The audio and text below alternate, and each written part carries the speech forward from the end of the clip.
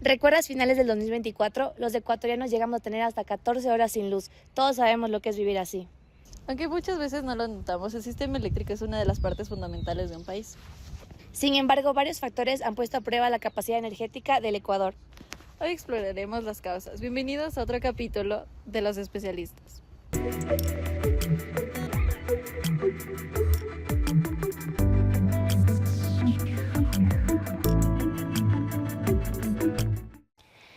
Buenas tardes, estamos aquí en un episodio más de Los Especialistas.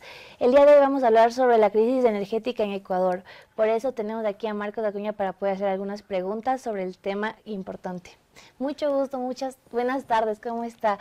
Nosotros queremos hacerle unas preguntas importantes sobre todo el tema energético, que estamos viendo que estamos con algunas dificultades en los términos de energía en el Ecuador. ¿Qué nos podría contar sobre eso?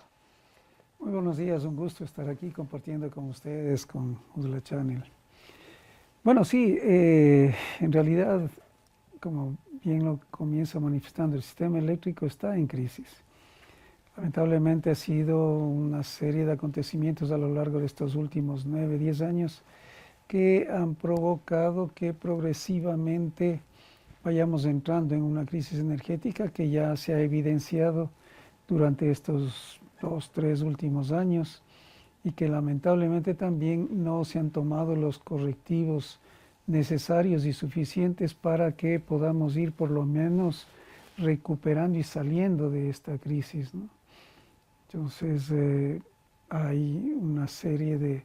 El sistema eléctrico tiene un plan maestro de electrificación que es el que permite planificar a corto, mediano y largo plazo todas las actividades que deben desarrollarse alrededor del sector eléctrico y que permitan satisfacer a la población este elemento que resulta cada vez más importante para la vida de todos los ciudadanos, ¿no? Claro, entiendo. ¿Y cuál considera usted que es la principal causa de las fallas eléctricas en el país? Bueno, como decía, el país tiene un plan maestro de electrificación. Lamentablemente este se dejó a partir del 2017, 2018, se dejó de hacer las cosas que estaban determinadas en este plan maestro de electrificación. Es decir, tuvimos un tiempo en el que se cumplieron y se incorporaron nuevas centrales hidroeléctricas, se hizo expansión del sistema de transmisión, se hizo expansión del sistema de distribución de energía, con lo cual inclusive llegamos, además de constituir un sistema eléctrico fuerte, llegamos con la enlace que tenemos conectado a Colombia, llegamos a ser exportadores netos de energía a Colombia, es decir, el país tuvo 1 o 2 años que más bien recibía ingresos adicionales por la venta de energía. Okay. Al término de estos años, en cambio, se dejó de cumplir este plan maestro de electrificación. Inclusive algunas obras que estaban en ejecución demoraron inclusive en terminar de hacerse e incorporarse al sistema eléctrico, como es la central hidroeléctrica Toachi-Pilatón, que tuvo una serie de problemas y recién a los 12 años se pudo terminar de construir e incorporar al sistema eléctrico. A partir de esos años también se trató de hacer modificaciones a las leyes de tal manera de que sea el sector privado el que mayormente vaya a incorporar los nuevos elementos del sistema eléctrico. Se hicieron una serie de concesiones, en el 2023 se hicieron 12 concesiones para generar nueva energía en diferentes proyectos, en 8 proyectos, que a la final hasta el día de hoy no han producido ni un solo kilovatio hora. Entonces, al dejar de incorporarse nueva generación, la demanda sigue creciendo. Entonces llega un momento en que no se puede cubrir con lo existente, y más aún, se tenían 2.200 megavatios de potencia instalada en el 2018 de la generación térmica, que es la generación que debe entrar a funcionar cuando las hidroeléctricas tienen menores caudales y por tanto no pueden producir todo su potencial. Entonces deben entrar estas centrales de generación térmica. Se tenían disponibles 2.200. Ahora mismo solo tenemos alrededor de 950 megavatios disponibles de esta energía térmica. Entonces, toda esa suma de situaciones es la que van produciendo esta situación actual energética en el país. Ok. ¿Cuál es el pronóstico para los siguientes meses en la energía del Ecuador en general? Yo diría que es incierto. En este último año hemos tenido, diría yo, la bendición de haber contado con suficiente cantidad de lluvias. El estiaje fue mínimo, fue apenas unos 15 días en el mes de enero y unos pocos días en el mes de abril. Y el resto del año hemos tenido suficiente cantidad de lluvias que ha permitido que las centrales hidroeléctricas puedan generar la suficiente energía para abastecer. Sin embargo, ya tuvimos algunas otras alarmas cuando en ciertos días y sobre todo en algunos días, sobre todo el 23 de mayo, por ejemplo, tuvimos picos históricos de la demanda del país. Llegamos a tener un pico de más de 5.300 megavatios. Y en esos momentos, si no está la totalidad de energía disponible, entonces en esos picos hemos tenido problemas para suministrar. También hemos tenido problemas en el hecho que estos últimos meses no hubo el soporte de la energía de Colombia y que podíamos importar, y que a pesar de que hemos estado siempre conectados, la desconexión nunca se ha realizado, sino siempre hemos estado conectados, y esta conexión más bien ha permitido que el sistema eléctrico ecuatoriano, que es de menor tamaño que el de Colombia, pueda apoyarse en el sistema colombiano haciendo pequeños intercambios de energía para evitar tener mayores costes y mayor inestabilidad en el sistema eléctrico ecuatoriano.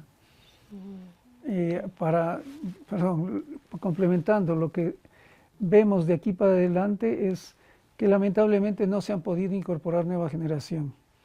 La nueva generación que estaba prevista de Progen y Astral, que eran la única nueva generación que el país estaba contratando, ha tenido resultados negativos. Entonces, se ha anunciado para los próximos meses el fenómeno del Niño, que podría tener una intensidad importante. ¿Esto qué implica? Que si bien en la costa en el sector de la costa, en la cordillera occidental, van a haber grandes cantidades de lluvia y por eso se producen los otros efectos como inundaciones o daños en carreteras y los sembríos. En cambio, en la parte oriental, que es donde se alimenta en cambio la hidrología para las principales fuentes de generación hidroeléctrica, se produce épocas de sequía. Y ahí es cuando entramos en el llamado estiaje. Y al estar en ese periodo, las centrales hidroeléctricas no pueden producir todo su potencial y bajará. Si no tenemos el respaldo de las otras energías, entonces entramos en dificultades. Claro. Totalmente entendible eso del fenómeno del Niño. Volviendo al tema del fenómeno del Niño, ¿es un riesgo porque dañaría las infraestructuras en este caso o porque podría ser más que todo un riesgo? Sí, bueno, siempre el exceso de lluvias sí produce daños en la infraestructura y normalmente en la costa lo que produce es en las carreteras, en las vías, en los sembríos, en las viviendas, a través de las inundaciones. Pero en la infraestructura hidroeléctrica no, porque la mayor parte está en la parte oriental, ¿no? Lo que sí ocurre y siempre es digamos, estamos siempre a la expectativa de lo que pueda ocurrir, sobre todo en la cuenca del río Coca, porque la central hidroeléctrica, que es la más importante del país y que aporta más o menos el 28-30% de energía al país, está siendo afectado por el fenómeno único en el mundo que es la erosión regresiva del río Coca. Y esto sigue avanzando, ha seguido avanzando con periodos en que se ha detenido, ahora mismo está detenido alrededor del kilómetro 3.5 y no sabemos qué es lo que pueda seguir pasando con la naturaleza. Hay un nivel alto de incertidumbre y no sabemos cómo va a ir evolucionando para llegar a un momento en que pueda afectar en la parte de la captación de las aguas y que podría, en ese caso, el menor efecto sería el que se tenga que cerrar y dejar de producir esa energía para preservar la central hidroeléctrica, la infraestructura misma, ¿no? Esta infraestructura, esta erosión regresiva no solo ha afectado a la central hidroeléctrica, sino ha afectado a los oleoductos, al poliducto, a las vías, en todo ese sector del río Coca, ¿no? Claro, claro. Aquí. Y con respecto a lo del fenómeno del Niño y la sequía en la parte oriental, ¿usted cree que podrían haber nuevos apagones próximamente? Como menciono, o sea, al haber un bajo caudal en esta cuenca oriental, porque ahí está ubicada el Coca-Codo Sinclair, que son 1.500 megavatios de potencia nominal, y todo el sistema Paute, que son constituidas con varias centrales que están en cascada, pero que utilizan la misma cuenca hidrográfica. Ahí son 1.790 megavatios entre estas dos centrales. Y ahí también están ubicados San Francisco, Agoyán y otras centrales menores que también se basan en la cantidad de agua que hay en los ríos. Pues si bajan estos caudales, ya en la época crítica del 2024 se tuvo una generación de energía de alrededor de 1.500 megavatios sumando todas las centrales. Entonces, si solo tenemos 1.500 y por otro lado, con otras centrales del otro lado, tenemos unos 400 megavatios, llegaríamos quizás a 2.000, más 1.000 megavatios de lo térmico que se tiene y más 300 megavatios de las barcazas, llegamos a sumar unos 3.500 megavatios. Y si es que tenemos una demanda máxima de 5.300, entonces ahí está el déficit. SENACE normalmente, que es el organismo que maneja el Centro de Control Nacional de Energía, que maneja todo el sistema eléctrico, ya lo ha advertido por varias veces. El déficit por lo menos se tiene de alrededor de 1.000 megavatios. Bien. La crisis eléctrica en Ecuador, ¿usted considera que es un problema de generación o de distribución y transmisión? Bueno, la parte más crítica viene siendo la generación, porque es donde se nota el mayor déficit. Sin embargo, también hay crisis en la transmisión, en la subtransmisión, en la distribución. Y por esto es lo que han existido varios apagones por diferentes sectores.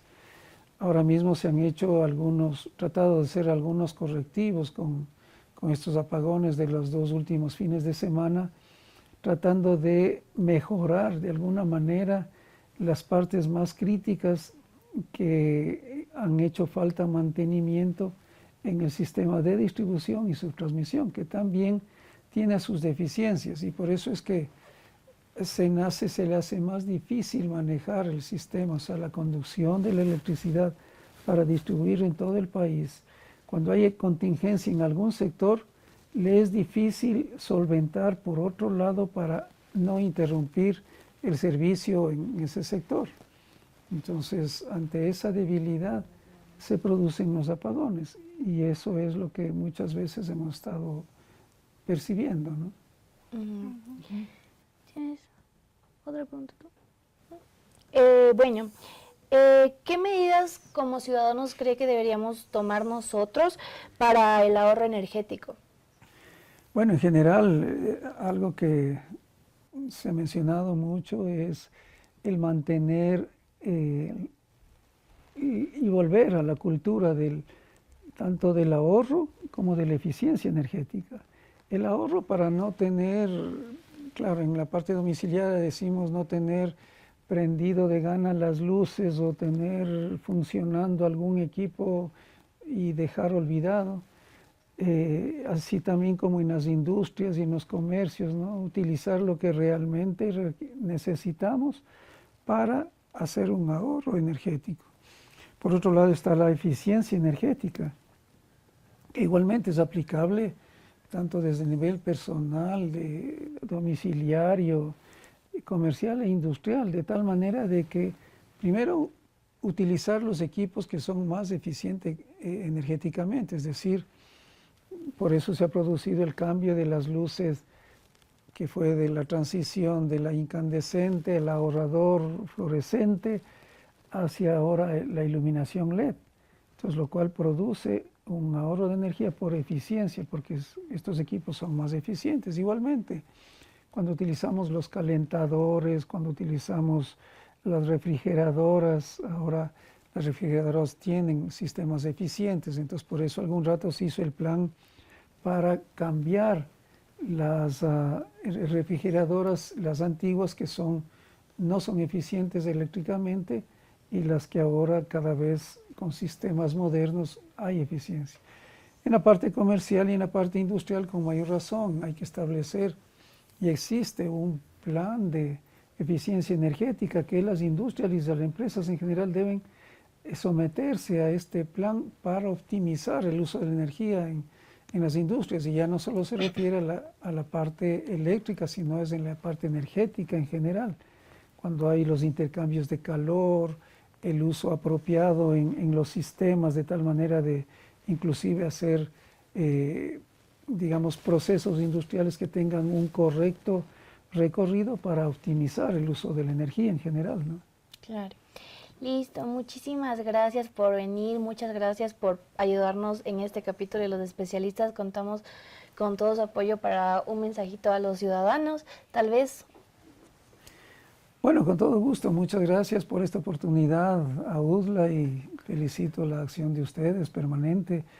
Y claro, invitar a la ciudadanía que siempre se informe adecuadamente y también ponga de su parte, como decíamos, para el ahorro y la eficiencia energética, que también va a ser de contribución para el país en esta crisis energética. Gracias a los televidentes por habernos visto. Les esperamos en nuestro siguiente capítulo de Los Especialistas. Gracias.